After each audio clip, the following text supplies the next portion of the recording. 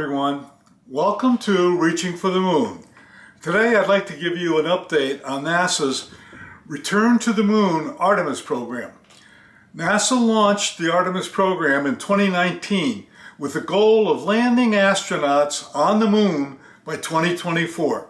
Much progress has been made on the program, and of course there have been many issues which have caused several delays, and the goal to land the astronauts on the moon is now set for 2025. The Artemis Mission 1, which will be unmanned, will travel to the moon, orbit the moon, and return back to Earth as shown on this slide. Artemis Mission 1 was originally scheduled for 2021. However, there have been many problems with the Space Launch System rocket, SLS, which is required to provide the thrust that the Orion spacecraft will need to make its journey to the moon and back. All the components for the Artemis 1 mission are now at Kennedy Space Center and have been assembled in the Vertical Assembly building. NASA's Artemis 1 SLS moon rocket with the Orion spacecraft attached, which is shown in this video, loaded on top of the Crawler Transporter 2, was rolled out from the Vertical Assembly building at Kennedy Space Center in Florida on June 6, 2022, on its 4.2-mile journey to Launch Complex 39B. The SLS and Orion spacecraft are now ready for the next wet dress rehearsal test. The SLS and the Orion failed a wet dress rehearsal test back in April. NASA attempted to fuel up the SLS 3 separate times over the course of multiple days. However, a hydrogen leak and other issues prevented fueling of the SLS and forced the cancellation of the test. NASA then decided to roll the SLS and the Orion back to the VAB for repair.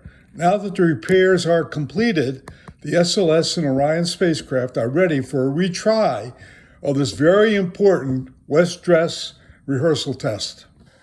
NASA is targeting Sunday, June 19th for the beginning of this very important uncrewed Artemis 1 flight test. Tanking operations are scheduled to start on Monday, June 20th. During the wet dress rehearsal test, the launch teams will rehearse operations to load propellant into the rocket's tanks, conduct a full launch countdown, demonstrate the ability to recycle the countdown clock, and drain the tanks to give them an opportunity to practice the timelines and procedures they'll use for the actual launch. Once the wet dress rehearsal flight test is completed successfully, NASA will announce the actual launch date for the Artemis 1 mission. Hopefully, that date will be later this year. Following the Artemis 1 mission will be the Artemis 2 mission. Artemis 2 will be manned with an astronaut crew and travel to the moon, circle the moon, but not land on the moon. Finally, Artemis 3, which is now planned for 2025, will land with astronauts on the moon's surface. That mission is planned to have the first woman and person of color as crew to land on the moon.